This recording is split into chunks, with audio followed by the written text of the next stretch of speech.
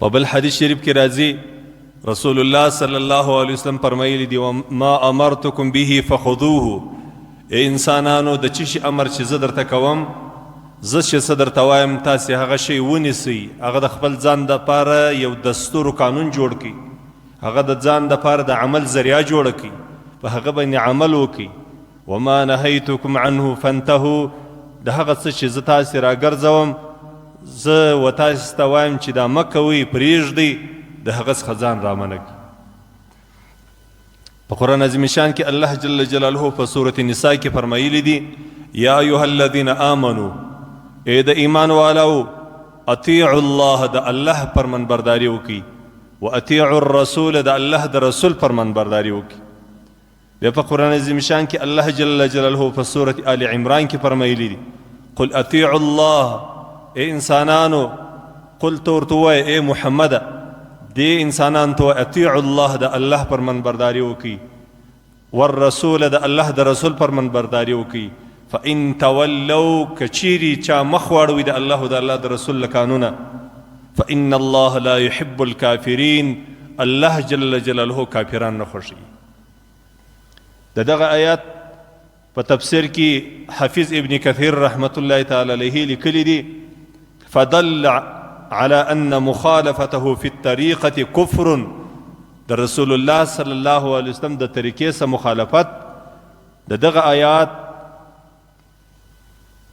آیات څخه په استدلال باندې دی وایي د رسول الله صلی الله علیه وسلم د طریقې سره په مخالفت باندې دا یو قسم کفر دی.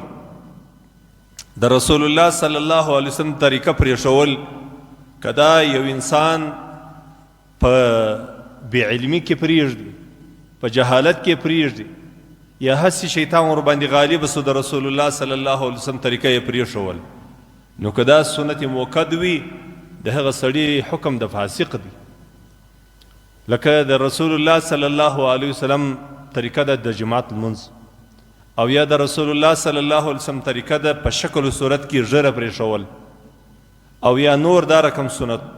که چیرې یو انسان د جهالت څخه پرېښول یا هسې شیطان ورباندې غالبه سو دا سنت ځینې پاته سول، نو دا سړی ګناهګاره دی، خو البته نسبت د کفر و ده ته نسي کېدلی. او که چیرې د رسول الله صلی الله علیه وسلم سنت یو چا عنادن نه کول، قصدن یې نه کول، د مقابلې په طور یې نه کول، یا استهزاء نه کول، بیا دغه عمل، دغه کردار د دغه انسان د کفر سبب دی. دلته حافظ ابن کثیر رحمت الله تعالی علیه د دغه آیات په تشریح کې وایي فإن تولوا ای تخالفوا عن امره. هغه څوک چې اعراض وکړي، مخ واړوي، څه معنی؟ د رسول الله صلی الله علیه وسلم د سنت مخالفت یې وکړي، د رسول الله صلی الله علیه وسلم د امر مخالفت یې وکړي، نو بیا الله جل جلاله څه وایي فإن الله لا يحب الكافرین، الله کافران نه خوښوي. حافظ ابن کثیر فرمایي فدل على ان مخالفته في الطریقة، دلالت کی د آیات کریمه چې هغه څوک مخالفت کوي د رسول الله صلی الله علیه وسلم د لارې سره، دا کفرن، دا کفر دی. ما یې تشریح وکړه چې په کوم ځای کې کفر دی، په کوم ځای کې فسق دی، په کوم ځای کې عام انسان دی ګناهګاره بلل کیږي، خو البته د کفر د فسق سبب نسبت نه ورته کیږي. والله لا يحب من اتصف بذلك، والله لا يحب الكافرین، والله لا يحب الكافرین. تفسیر حافظ ابن کثیر په دې باندې کړی دی چې الله هغه څوک نه خوښوي چې د رسول الله صلی الله علیه وسلم د قول او د عمل په خلاف باندې متصف وي. یعنی یو صفت دا دی چې سړی د رسول الله اطاعت کوي، یو سړی بیا د دې مخالف وي، یعنی په ده کې دا صفت اطاعت نه وي موجود، د رسول الله صلی الله علیه وسلم طریقه یې پرېږدي، نو الله دغه رقم کسان نه خوښوي.